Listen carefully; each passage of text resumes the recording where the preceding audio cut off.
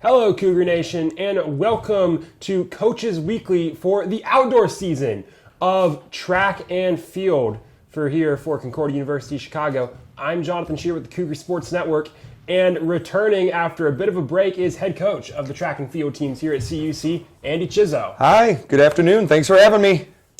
And Coach Chizzo, it's been close to a full month since the last time we've talked Cougar track and field. I believe it actually has been a full month.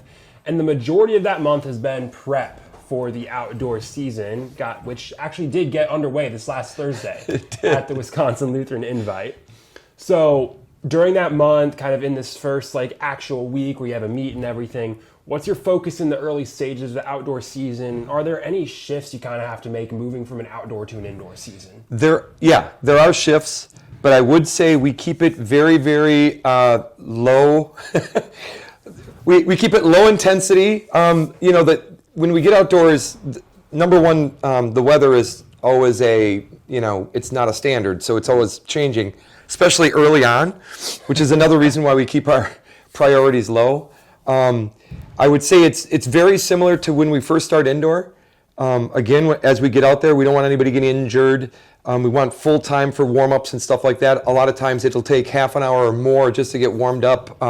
That's the normal operating procedure for warm-up, but in colder weather, it's going to take even longer, especially for the sprinters. For prep outdoor, it's all about let's tune in our minds to what our bodies are telling us. And on the coaching side, it's more of the same. I mean, I always say it to you relatively a lot. It's just for these early parts of the season, it's just let's just roll with a low priority and just see where we're at, and then we'll tweak and kind of coach cue as we need to as we move on. So I hope that answered your question.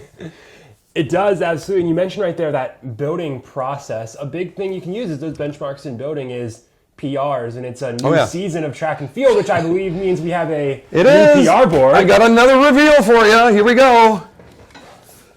Not nearly at the size of the it will be. final indoor. It will got a be. long season to go. We do, but again, this was a strong showing by a lot of our younger freshmen, both on the girls' side and the guys' side. It was great. I think the total is 25. That does not include the women's 4x1, which also had a PR. We're rolling along really well. And again, with these early season meets, especially for outdoor, the weather is very tumultuous. So we're just going into it knowing what the weather is going to be for those days, kind of coaching them as to being smart about what they do. Let's not get any kind of, injuries or minor injuries that might go into major injuries later on. That's not what we want. So if we have to pull them from a certain event to make them okay, or if they're feeling something, that's fine. That's what we're going to need to do, because we want them to be obviously healthy for the rest of the season. So that's what we're looking at now. But a very strong showing for the first meet. We've got a 2-day meet coming up with Elmhurst. Yep. No doubt you'll be bringing that up. First day is for throws and certain distance events, and then the next day on Saturday is the proper typical meet. And it's going to be a big one. It's going to be highly competitive right off the bat, and the weather is going to be not so forgiving again. So we'll have to, again, play that in mind and be smart about what we do and how we do it. Yeah, and before we get talking a bit more about this next weekend, just looking at this board, you have a lot of sprinters up there, which on both the men's and women's side is a very strong part of this team. But it's actually fairly spread out. You've got your distance, you've got your field. Is that something that is looking to be maybe a bit of a strength of this team? Is the way being well-rounded in a way? In a way, yeah. We've got some new individuals in the throws. Particularly some football players, C.J. Morris and Trayvon Thomas. And so obviously they're going to be helping bring in that throw side, which we've been kind of weak on. But they have a growing process to go through. So they're still young. They still have a lot to learn. Throws is one that, when you PR, you can PR by as much as a meter or more. But in order to get to those kind of conditions, you got to put on, you got to wear your throws hat in a sense. You got to get in there. You got to get the reps in.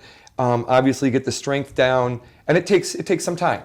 Just like any of the other events, actually, you learn the event before you actually start getting those PRs. So got a long season to go, like we've talked about, and actually it goes very quick though. It goes really, really quick. And we're already on that second meet of the season this weekend, Friday, Saturday. right over at Elmhurst. Not a long trip for this one. Yeah, which will be nice. But it is a 2-day meet, like you mentioned, at Elmhurst. Cold weather. You kind of mentioned it, a bit of that focus with dealing with that rough weather that we're looking to have here this weekend. What are some of the focuses you're looking to get out of this weekend since it's tough conditions in the second meet of the year? I think ultimately, when you deal with cold and you're dealing with a track team, it's mental toughness. Now, sprinter, we could argue the mental toughness of a sprinter obviously isn't as high or as good as a distance runner or a thrower. Typically, throwers like the not so good weather. Certainly, distance runners can handle anything. Obviously, with cross country, they're dealing with anywhere from 90-degree weather to sub 30-degree weather and snow and stuff. So they're kind of more used to this kind of tumultuous weather changes. Sprinters, they have a different mindset altogether. If it's not beautiful and sunny, it's going to be rough for them. So thus the longer warm-up times for them. But as far as coaching goes, you just want to wrap them with that positive mindset. Obviously, the mental toughness part plays a big role. There might be some hand-holding in some certain cases with the younger, athletes. But for the most part, this is what the weather is. Everybody's in it. Everybody's dealing with it. How are you going to deal with it? So that's part of the mental aspect. Absolutely. And like we mentioned, Cougar Track and Field back in action this Friday, April 5th and 6th, right over at Elmhurst University for the Elmhurst Invite. Coach Chizzo, thanks for joining me once again this week. Bet. And if you want to get caught up on all the Cougar Track and Field action from this year so far and get prepped up for everything that's to come, make sure to check out cucougars.com. I'm Jonathan Shear with the Cougar Sports Network, and make sure to join us next time for Track and Field Coaches Weekly.